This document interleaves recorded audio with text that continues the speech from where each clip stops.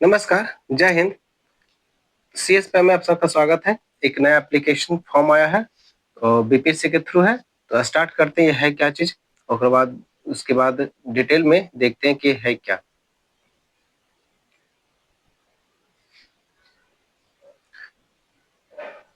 देखते हैं, ये आपको नोटिफिकेशन नंबर आपका कौन सा 9/2026, नोटिफिकेशन विज्ञापन संख्या 9/2026। ये पंचायती राज विभाग से एक आया है, इसका ऑडिटर का अंगेक्षक का। क्योंकि इसके पिछले बार का मतलब पिछले साल नहीं, पिछले बार इसमें 450 सीट प्लस था, है ना। इससे मोर देन ही था, इससे कम नहीं था। उस समय दो आया था, ये था आपको वैकेंसी 2020 2020 2022 के टर्म में। तो 2020 में ऑनलाइन फॉर्म लिया था, 21 एग्जामिनेशन हुआ था और 22 में जो कि फिर सेकेंड ईयर का एग्जामिनेशन हुआ था। ओके, तो ये अंगरक्षक का पिछले बार कहानी छोड़िए, अब ये देखिए। ये ऑडिटर का है जो कि पंचायती का है। और सीटों की संख्या क्या है? 28 प्लस 74। रिक्त पदों की नियमित नियुक्ति हेतु सुयोग्य भारतीय उम्मीदवार को ऑनलाइन आमंत्रित किया जाता है। ऑनलाइन आवेदन भरने हेतु विस्तृत जानकारी है आपको नीचे दिया हुआ। चलिए करते हैं। 28 पदों का जो कि कोटिवार विवरण है, ये आपको क्या है जो दिख रहे हैं 28 में। ये बाकी रिजर्वेशन कैटेगरी, ये कैटेगरी के रिस्पेक्टिवली दिया हुआ है सारे के सारे। ये चीज, ये आपको यूआर कैटेगरी में EWS, SC, ST, EBC, BC और वुमेन्स वाला डब्ल्यूबीसी। उसके बाद ये 35% है जो कि महिलाओं का जो हॉरिजॉन्टल आरक्षण की बात करती है, 36 आरक्षण की बात करती है, वो है। यानी कि आपको जो ये 28 सीट में 8 सीट इधर हुआ, तो ये आपको हो गया 20 सीट यहाँ पे। ओके, तो और एक है जो कि समान पत्र का, इस पे पेंशन मैंने कि एफएफ वाले को, फ्रीडम फाइटर वाले के। तो अब स्टार्ट करते हैं नेक्स्ट, कि इसमें फिर क्या है, ये दिव्यांग वाले का और बने एक एक सीट दिया गया है। अब 74 सीट का भी रिजर्वेशन कैटेगरी का देख लेते हैं। ये यूआर कैटेगरी का है जो कि बॉयज का इतना है और गर्ल्स का, ये बॉयज का कहना गलत है, ये ऑल टू ऑल है और ये सिर्फ ओनली फॉर गर्ल्स का है, क्योंकि गर्ल्स भी इसमें इंक्लूड माने जाते हैं। ईडब्ल्यूएस के 7 सीट है और ये 2 है। ये सीटों की संख्या आप खुद देख लीजिए। चलिए हम इसमें अब क्या कर सकते हैं। अब ये है बाकी इधर पीएच वाले के एफ। अब ये पे ग्रेड की बात करते हैं, ये पे ग्रेड है क्या। तो अब बीपीएससी एग्जामिनेशन लेगा आपको कितने टर्म में लेगा, बीपीएससी लेगा कितने टर्म में लेगा, इसकी ही बात करते हैं, है ना। कि स्टेज जैसे कि प्री होता है, उसका फिर क्या होता है, मेन होता है, उसके बाद फिर क्या होता है, इंटरव्यू होता है। तो ये सारे के सारे है जो कि फंडामेंटल ये अपनाया जाएगा। 3 स्टेज में होगा, तीनों स्टेज जो बीपीएससी का फंडामेंटल जो होता है एग्जामिनेशन, वो जनरली जो होता है वही होता है। ठीक है, बीपीएससी टीचर जैसा नहीं, ये बीपीएससी का अपना जो है उसी तरह से होता है। बस क्वेश्चन का लेवल है जो कि थोड़ा हल्का रहेगा, क्योंकि मेरे जैसे अब ये पे ग्रेड पे आते हैं। ठीक है, ये 2800 पे ग्रेड पे है। ये क्या है, ये 2800 पे ग्रेड का है। जबकि ये कम से कम भाई एटलीस्ट 4200 तो दे देते, 4200 देते, 4600 देते, ये एटलीस्ट मानता है। लेकिन यहाँ पर 4200 पेमेंट, मतलब कि एक यूडीसी के बराबर का ये पेमेंट आपको मिल रहा है। यूडीसी के बराबर, ये उससे भी नीचे, क्योंकि यूडीसी सचिवालय जो आता है असिस्टेंट पोस्ट का, वो 4200 स्टार्ट करता है और 4600 स्टार्ट करता है। ओके, तो मेरे हिसाब से तो ये मैंने कि उससे ही पिछले बार भी ऐसे ही था, जो पिछले बार की जो 2020 और 22 का टर्म का जो था, ये भी है जो कि वही चीज है, उस लेवल 5 ही था। अब शैक्षणिक योग्यता की बात करते हैं कि कौन लोग अप्लाई कर सकते हैं, कौन नहीं, तो ये है जो कि थोड़ा सोचने वाली बात है। चलिए स्टार्ट करते हैं कि ये एक वाणिज्य कॉमर्स वाले, इकोनॉमिक्स अर्थशास्त्र, संख्यांकी यानी स्टैटिक्स वाले, एंड मैथमेटिक्स गणित। अब गणित में कहते हैं इंजीनियर लोग भी कि मेरे भी आता है, तो नहीं, क्योंकि ये तो क्लियर हो गया कि इंजीनियरिंग वाले को इसमें से जो कि सीधे बाहर कर दिया गया। बीटेक वाले को भी, ये बीटेक छोड़िए, ये मैथ्स जो सिंपल ग्रेजुएशन जो करते हैं उनके ये रास्ता है। और इसके अलावा कहीं भी करिएगा तो खत्म। इसके अलावा एक्स्ट्रा कुछ है कि किसी विषय में मान्यता प्राप्त विश्वविद्यालय से स्नातक। ओके, माने कि वाणिज्य अगर सब आपको जो ऑनर्स पेपर होता है, जो ऑनर्स पेपर उसमें से इकोनॉमिक्स अगर ऑनर्स में है एक भी पेपर कोई साल का, स्टैटिक्स भी है कोई भी साल का, मैथमेटिक्स भी है खाली बीटेक वाले को छोड़ के, तो वो आप भर सकते हैं। ठीक है, उसके बाद सहित ऑनर्स डिग्री धारक सहित पास कोर्स के एवं इसके अतिरिक्त क्या दिया हुआ है, MBA BTA फाइनेंस से जो MBA किए हुए उसके लिए, CA चार्टर्ड अकाउंटेंट, ICW वो इंडियन, देखो CA जो होता है CA उसको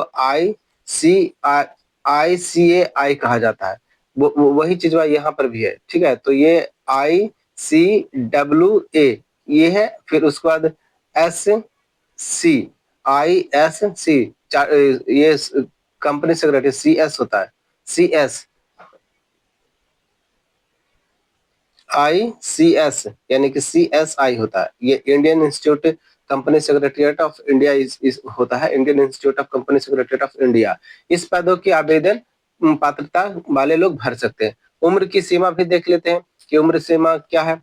तालिका वन में जनरली क्या होता है कि आपको 37 ईयर्स का होता है जनरली, यू आर बॉयज के लिए। अब है जो कि इसमें क्या होता है कि देखो ये उसके बाद जितने भी माने कि बॉयज होते हैं वो 40 होते हैं, और जो वुमेन हो गए ऑल टू ऑल वुमेन हो गए उसमें महिलाओं अनारक्षित महिलाओं के लिए 40 और बाकी महिलाओं के लिए 42। ठीक है, तो ये पुरुष का और अनारक्षित महिलाओं का 40 और वुमेन्स बाकी वुमेन्स का 42, यानी यूआर वाले महिलाओं का 40 और ऐसे 42। न्यूनतम 21 साल होना चाहिए, 18 साल नहीं 21 साल होना चाहिए। बाकी अधिकतम सब देख लिए। तो अब आगे बात करते हैं, ये कुछ और टर्म एंड कंडीशन है वो आप खुद पढ़ लीजिएगा। 5 साल की अगर छूट चाहिए तो बिहार सरकार कुछ शर्त रखता है, वो शर्त आप देख लीजिएगा।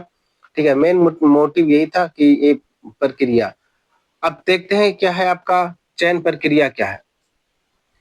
चयन प्रक्रिया पे में ध्यान देते हैं कि चयन प्रक्रिया क्या है करता है। तो चलते हैं चयन की प्रक्रिया, सिलेक्शन कैसे होगा।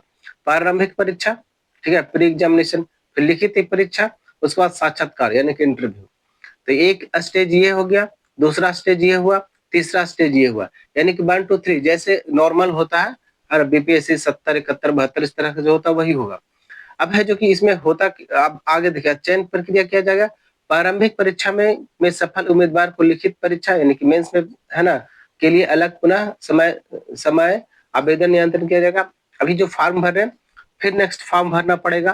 प्रारंभिक परीक्षा में लिखित परीक्षा आवेदन में दी गई सूचनाओं को भिन्नता होने पर अगर अभी कुछ और दे रहे हैं उसमें कुछ और दीजिएगा तो आपका वहां पर ही कैंडिडेटचर्या रद्द हो जाएगा, यानी कि रजिस्ट्रेशन आपको रद्द कर देगा।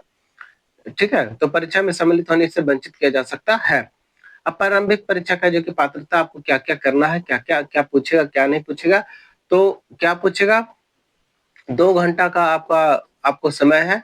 आपको कुल अंक है जो कि 150 रहता, तो जो नॉर्मल में रहता वैसे इसमें भी है, सब सेम टू सेम प्रक्रिया रहेगा। बस क्वेश्चन का लेवल क्या है कि मैं पिछले बार की बता रहा हूँ कि आपको इसमें 90% आपको प्रीवियस ही था, नहीं 90 नहीं कर सकते, 80% प्रीवियस था।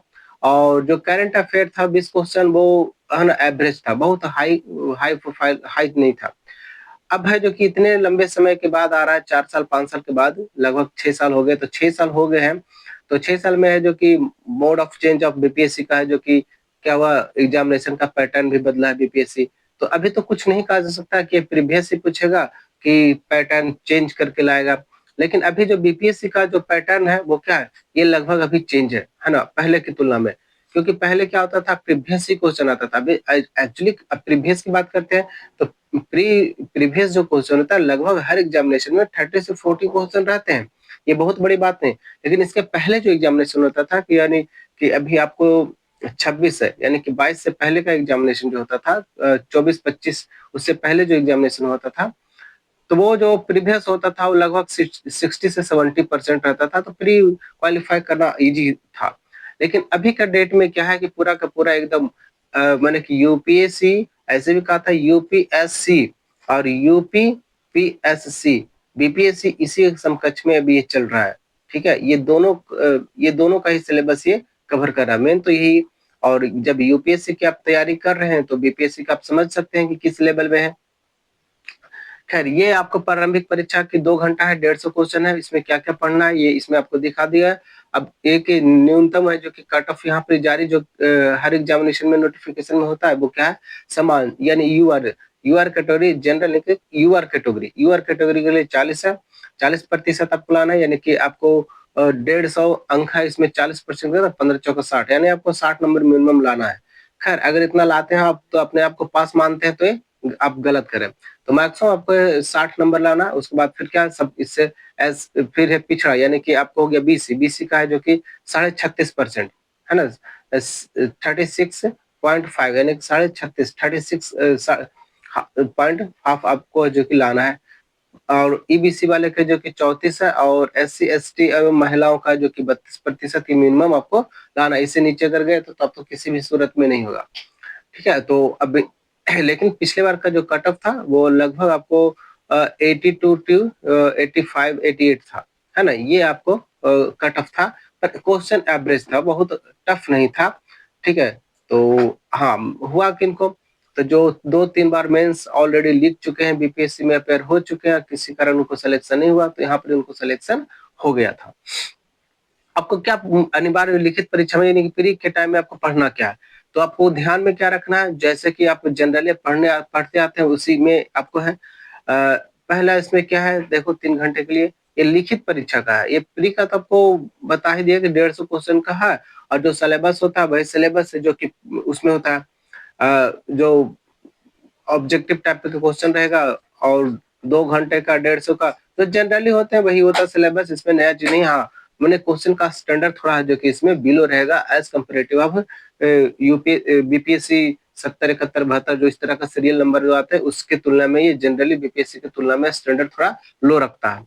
अब आगे पिछले बार चूंकि लो इसलिए था कि शायद सीटों की संख्या 450 प्लस था, और पंचायती राज का एक और तुरंत आया था 169 सीट के लिए, ये था आपको शहरी, ये पंचायती राज ग्रामीण एरिया का हो गया, और ये शहरी के लिए आया था, है ना, ये आपको अर्बन के लिए आया था और ये रूरल के लिए आया था, तो दोनों का बता दिया। अब है जो कि सीटों की संख्या इसकी आधी की आधी है, तो अब मान के चलिए कि अगर 102 गो सीट है तो इसमें शायद क्वेश्चन के जो कि स्टैंडर्ड वैसे ही रखे यूपीएससी के जैसा ही, लेकिन इस तरह इतना हाई स्टैंडर्ड इसमें नहीं पाया जाएगा।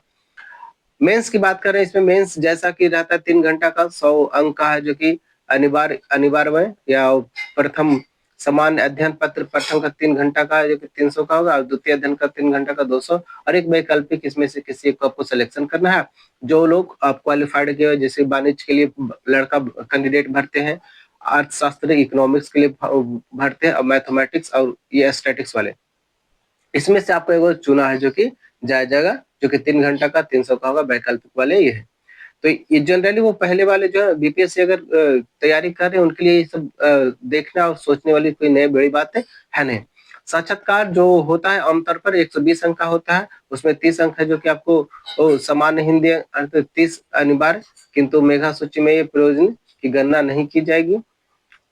ओके, तो ये जो नया ने इसमें कुछ नया नियम है नहीं। ओके, नया नियम है नहीं, सबके सब है जो कि पुराने वही 40%, 36%, 32% और 34% आपको मिनिमम कट ऑफ देता है, और आपको 2.5 गुना जो कि आपको रिजल्ट देगा। मुख्य लिखित परीक्षा में प्राप्तांक, देखो ये मुख्य पीढ़ी की नहीं बात कर रहा है, ये सब मुख्य परीक्षा की बात कर रहा है, यानी कि मेंस के, है ना, साक्षात्कार के लिए बुलाने जाने उम्मीदवारों की संख्या जो कि सीट्स का जो कि 2.5 गुना देगा।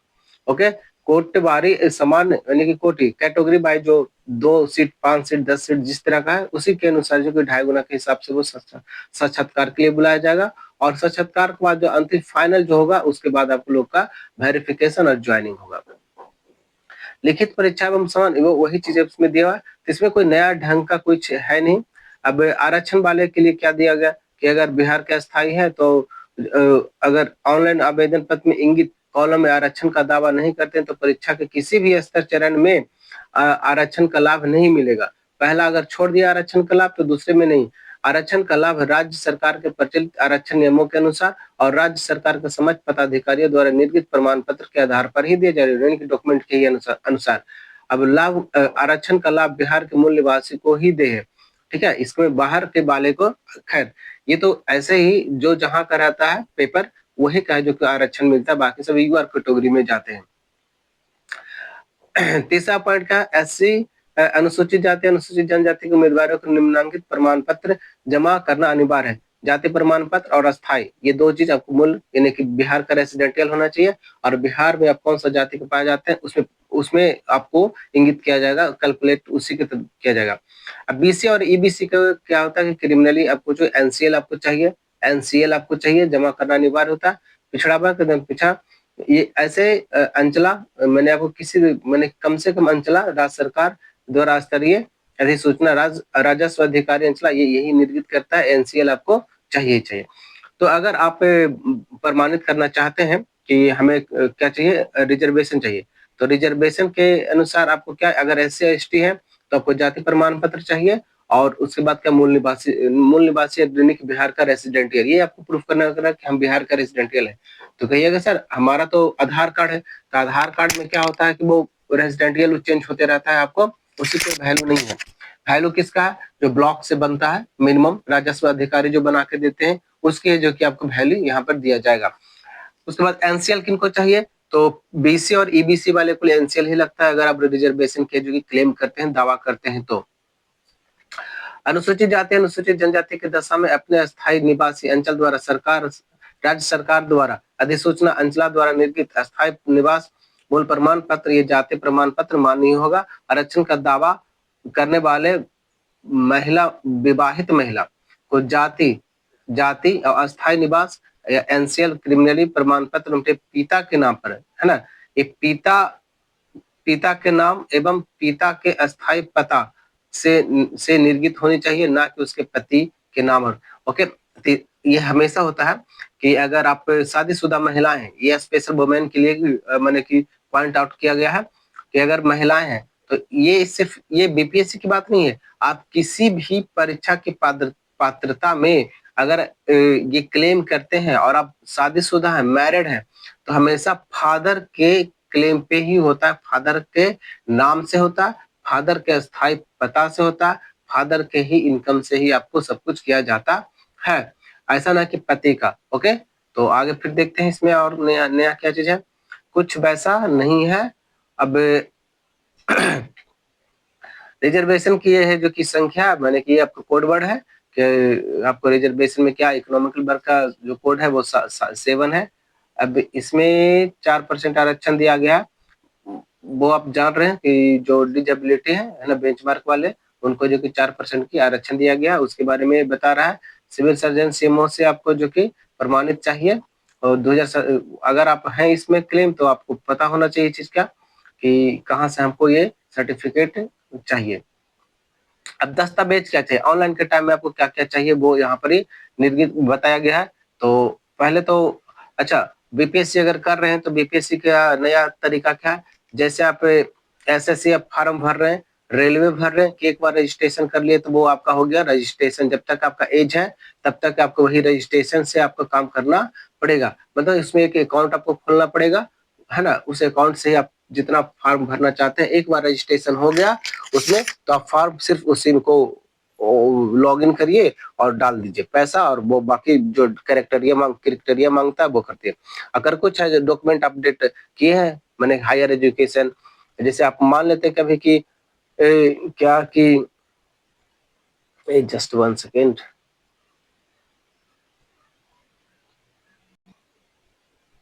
मान लेते हैं कि आप कुछ ग्रेजुएशन पे किए, है ना, अब है जो कि आप पीजी कर चुके हैं, तो इसको है जो कि आप अपडेट करने का मैंने अपने प्रोफाइल में जाके अपडेट करने का आपको ये आपको देता है।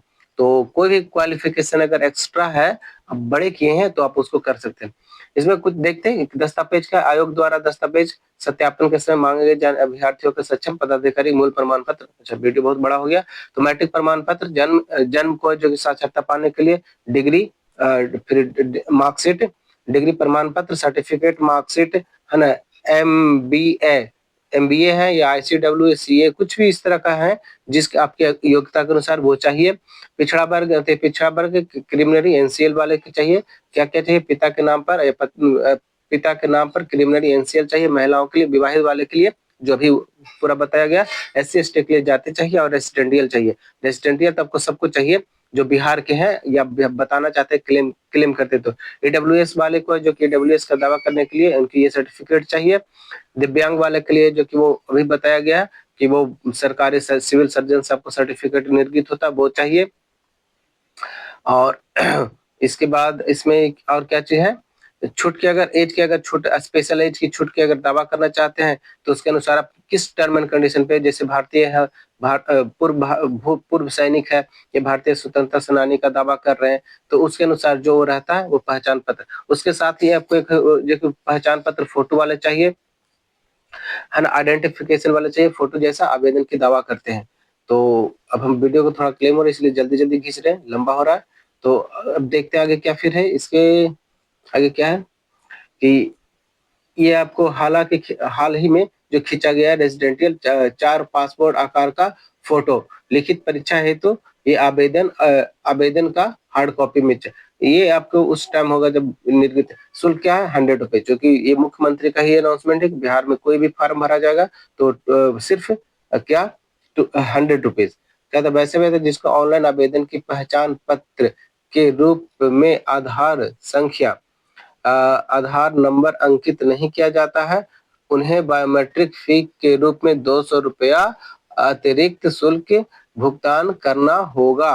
कहने का मतलब क्या है कि अगर आप आधार से आप वेरीफाई नहीं कराते हैं, ठीक है, तो आपको 200 रुपया एक्स्ट्रा देना पड़ेगा, यानी कि टोटल आपको 300 देना पड़ेगा। ओके, अब प्रारंभिक डेट है 5/2 से, यानी कि 5 फरवरी से स्टार्ट होगा और लास्ट जो कि 26 फरवरी के। तो समय गवाइएगा नहीं, समय से पहले आप इस डेट को हमेशा संदर्भ में रखिएगा, अपने कंसर्न में रखिएगा और आप ऑनलाइन कर लीजिए। जो भी इन पात्रताओं को भरना चाहते हैं, अगर आप आज से ही स्टार्ट करते हैं तैयारी, तो फिर आपके लिए बहुत बड़ा कंसर्न है नहीं, क्योंकि मैं इन चीजों को देख चुका हूँ। ठीक है, तो अगर आप इसमें जॉब करना चाहते हैं तो नोटिफिकेशन पाते के साथ ही आप लग जाइए। ओके, ज्यादा तौर पे जो कि आप प्रीवियस क्वेश्चनों पे है जो कि प्रैक्टिस अभी मोस्ट ऑफ वही करिए। ओके, बीपीएससी के जितना भी प्रीवियस क्वेश्चन है उसको जो कि पहले सोल्व आउट करिए। अब मेंस की बात हो चाहे जिस किसी का भी बात हो, ठीक है, उसमें बहुत बड़ी चीज है नहीं। यही आपको इंस्ट्रक्शन के रूप में डिजी लॉकर आपको वेरीफाई कराना है, नहीं कराए हैं तो क्रिएट करिए। ठीक है, डिजी लॉकर बहुत है, अपने मोबाइल से आधार के नंबर को ऐड करिए, आधार नंबर और आधार उसमें जो रजिस्टर्ड नंबर है उसी के अनुसार, और ये आराम से हो जाएगा। ठीक है, तो बस इसमें क्या कुछ नहीं है। अगर वीडियो अच्छा लगता हो तो लाइक और शेयर करिए। मेरे नए चैनल पे जो नए हैं वो सब्सक्राइब कर दीजिए, अभी तक नहीं किए हैं तो। मिलते हैं अब नए वीडियो के साथ, तब तक के बाय बाय।